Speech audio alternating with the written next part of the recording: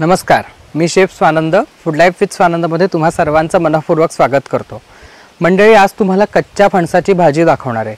आता तुम्ही म्हणाल मी एक प्रकारे तुम्हाला दाखवलेली आहे मागे एका व्हिडिओमध्ये, तर आपण पारंपरिक पद्धतीने न करता किंवा ब्राह्मणी पद्धतीची गुळ घातलेली न करता फुसकुयरी जी आपण म्हणतो तिळकुटातली तशा ह्या पद्धती न वापरता रेस्टॉरंट स्टाईल चटपटीत अशी तुम्हाला आज मी कुयरीची भाजी करून दाखवणार आहे। अप्रतिम लागते, लहान मुलांपासून मोठ्यांपर्यंत सगळ्यांना आवडेल अशी आहे। ज्यांना रेस्टॉरंट स्टाईल जेवण जास्त आवडतं, पंजाबी भाज्या आवडतात, त्यांच्यासाठी हा एक खूप छान ऑप्शन आहे, नक्की करून बघा। कच्च्या फणसाची भाजी करताना सगळ्यात मोठं काम असतं ते म्हणजे हा फणस, जो कोवळा फणस आपण काढलाय तो कापून घेणं, चिरून घेणं। चिरण्यासाठी ह्याला भरपूर चीक असतो, त्यामुळे हाताला तेल लावून व्यवस्थित ह्याला चिरावं लागतं। आता मी हा चिरून घेणार आहे। ही आपल्या घरच्याच झाडाची कुयरी आहे। मी इथे हाताला खोबरेल तेल लावून घेतो, म्हणजे हा जो चीक आहे तो माझ्या हाताला लागणार नाही। आणि सोबतच थोडंसं तेल मी ह्या विळीच्या पात्याला पण लावून घेणार आहे, सांभाळून तेल लावताना पात्याला। ही कुयरी जी आहे ती चिरल्यानंतर लगेच आपल्याला पाण्यामध्ये टाकायची असते, नाहीतर ती काळी पडते। तर त्याच्यासाठी इथे पातेल्यात मी पाणी घेतलंय आणि त्या पाण्यामध्ये खायच्या तेलाचे 1 2 ते 3 चमचे तेल टाकलंय। आता आपण ही कुयरी चिरून घेऊया।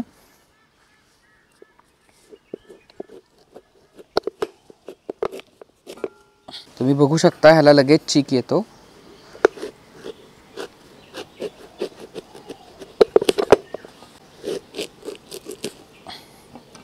ह्याची जी पाव आहे ती आपल्याला काढून टाकायची आहे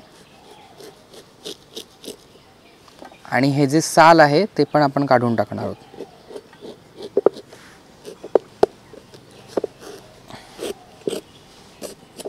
ह्याचे आपल्याला तुकडे करून घ्यायचे आहेत। आपण जसे पनीर क्यूब करतो तशा पद्धतीने आपण ह्याला जरा मोठा तुकडे करून घेणार आहोत। हे बघा अशा पद्धतीने, आणि हे तुकडे ह्या पाण्यामध्ये आपण टाकून देऊया। अशीच सगळ्या आपण कुयरी चिरून घेणार आहोत। ही जी पाव आहे ती काढून टाकायची आहे, ही आपल्याला घ्यायची नाही आहे, आणि सालही काढून टाकायचं आहे।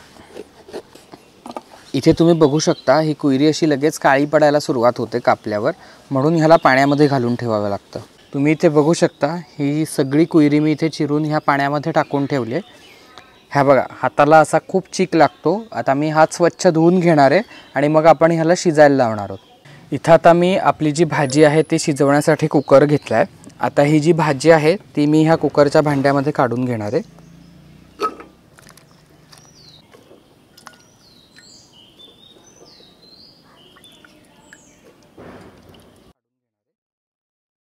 आता आपण ह्यामध्ये पाणी घालणार आहोत। साधारण ह्या फोडी बुडतील एवढं आपल्याला पाणी घालायचं आहे, जास्त पण पाणी घालायचं नाही आहे। तुम्ही इथं बघू शकता ह्या फोडी बुडतील एवढं पाणी आपण ह्यामध्ये घातलं आहे। आता मी ह्यामध्ये घालणार आहे चवीपुरतं मीठ, साधारण एक अर्धा चमचा, आणि अर्धा चमचा आपण ह्यामध्ये घालणार आहोत हळद।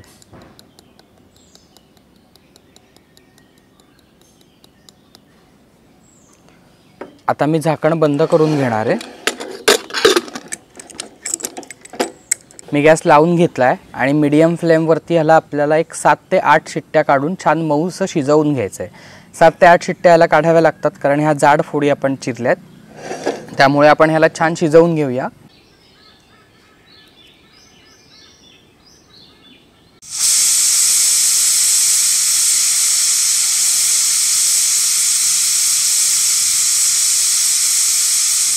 आपण जी फणसाची भाजी चिरून घेतली ती इथे शिजवून घेतली आपण, आणि ह्यातलं जे पाणी होतं ते मी काढून टाकलंय आणि ह्याला एका बाउलमध्ये काढून घेतलंय। आता आपण ह्याची भाजी करणार आहोत। त्याच्यासाठी इथं मी आता कढई ठेवणार आहे गरम करायला। इथं आपली कढई मी गरम करायला ठेवली आहे। आता ह्या कढईमध्ये मी 3 ते 4 चमचे तेल घालणार आहे। थोडं तेल आता जास्त घालायचं आहे। आता हे तेल आपल्याला गरम करून घ्यायचं आहे। आपण जे तेल घातलं होतं ते आता गरम झालं आहे। आता ही जी भाजी आपण शिजवून ठेवली ती आपल्याला थोडीशी फ्राय करून घ्यायची आहे, तर मी ही या तेलामध्ये घालणार आहे।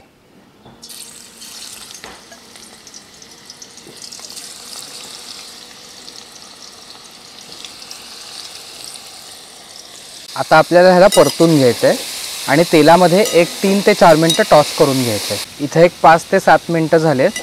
आपण हे जे तुकडे केलेले होते ते इथे मी फ्राय करून घेतलेत. खूप जास्त ह्याला तळायचं नाही आहे आपल्याला, वरच्यावरतीच आपल्याला तळायचं आहे. हे तळल्यामुळे ह्याची टेस्ट असते ती वाढते. तुम्हाला जर नसतील तळायचे तर तुम्ही स्किप करू शकता, कारण आपण हे शिजवून घेतलेले आहेत.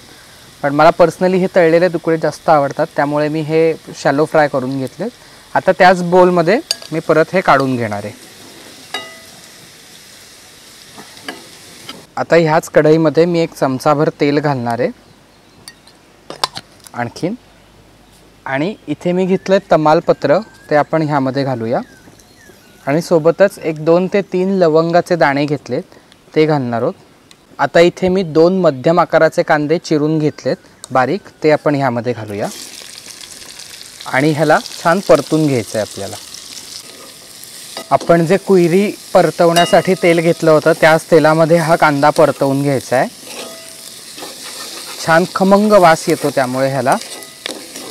आणि आता हा पूर्ण मऊ होईपर्यंत आपण ह्याला परतून घेणार आहोत. ह्याचा रंग बदलला पाहिजे. इथं आपल्या कांद्याचा रंग आता बदलला आहे. आता इथं मी सोबत घेतलेत 2 टोमॅटो, ते पण मी असेच मोठे मोठे चिरून घेतलेत, ते आपण ह्यामध्ये घालूया. आणि हे टोमॅटो छान मऊ होईपर्यंत आपल्याला ह्याला शिजवून घ्यायचं आहे. एकदा मी ढवळून घेतो.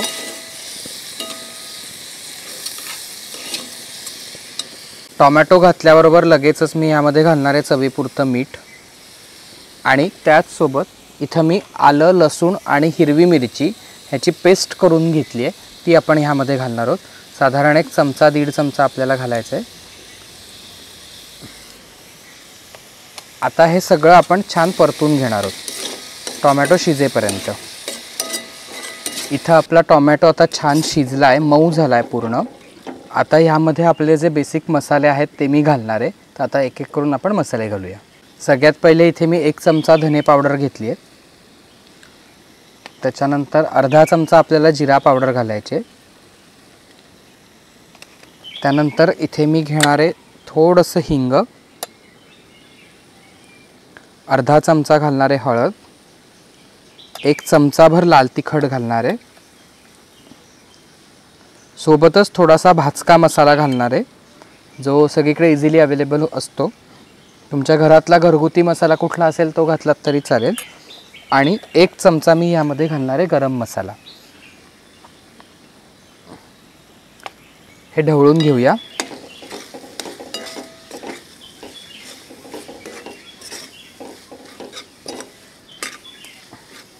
आणि हे मसाले आपले करपू नयेत म्हणून मी ह्याच्यात 2 ते 3 चमचे पाणी घालणार आहे.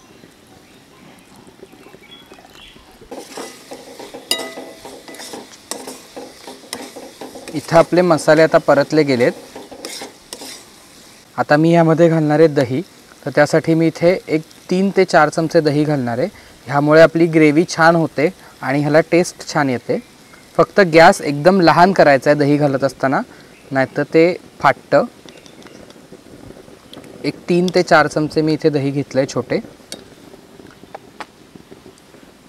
गॅस लहान ठेवायचा आणि ह्याला लगेच आपण आपल्या ग्रेव्हीमध्ये मिक्स करून घेणार आहोत. दही घातल्यामुळे ग्रेव्ही छान टेस्टी होते. आता 3 ते 4 मिनटं आपण ह्याला शिजवून घेऊया. इथे 3 ते 4 मिनटं ही ग्रेव्ही मी शिजवून घेतली आहे. या ग्रेव्हीने आता तेल सोडायला सुरुवात केली आहे. आता आपल्याला ह्याच्यात 2 ते 3 चमचे पाणी घालायचं आहे. ढवळून घेऊया याला एकदा. आणि इथे आपण जे फणसाच्या भाजीचे तुकडे फ्राय करून ठेवले ते आपण आता ह्यामध्ये घालणार आहोत.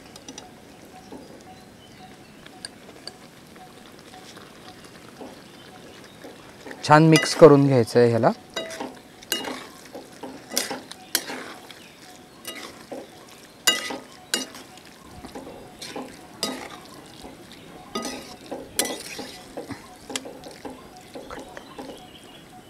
इथे आपली भाजी जी आहे ती आता घट्ट आहे, त्यामुळे मी ह्याच्यामध्ये पाणी घालणार आहे. एक अर्धी वाटी जवळजवळ आपण पाणी घालूया, म्हणजे ही जी कच्ची कुयरी आहे ती ह्या मसाल्याबरोबर छान शिजेल. अर्धी वाटी जवळजवळ पाणी घातलं आहे मी ह्यामध्ये. आणि आता हे मिक्स करून घेऊया. इथे एक 5 ते 7 मिनटं ही भाजी मी मसाल्यामध्ये शिजवून घेतली आहे. खूप छान सुगंध सुटला याचा. आता सगळ्यात शेवटी आपल्याला ह्याच्यावरती कोथिंबीर घालायची आहे. भरपूर अशी कोथिंबीर घालणार आहे मी. ढवळून घेऊया. आपली भाजी इथे तयार आहे. मी ती सर्व करून घेतो.